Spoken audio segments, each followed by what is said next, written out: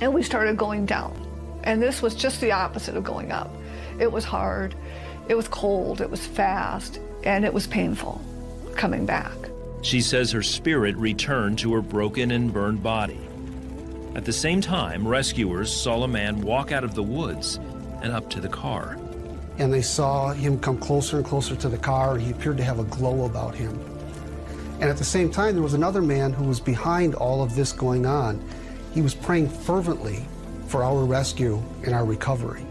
And he said, just as the angel came upon the scene, he was buckled to his knees because he felt the healing power of Jesus Christ so intensely that it just overpowered and overwhelmed him.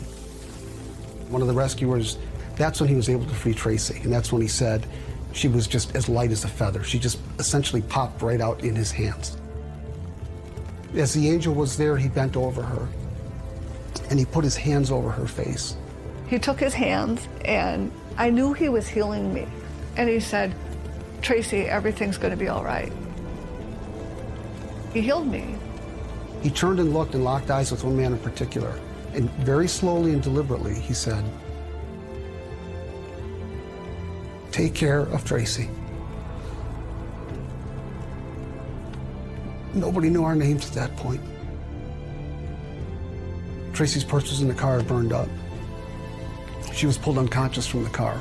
I had not been speaking her name. Tracy had not spoken her name. So for him to know her name, it could only have been heaven sent. The man turned and walked back into the woods. Soon after, emergency workers arrived on the scene and transported Dan and Tracy to nearby hospitals. The next several months were filled with pain and difficulties as they recovered from multiple fractures and Dan's severely burned body. But Tracy says the presence and peace of God was with her when she prayed.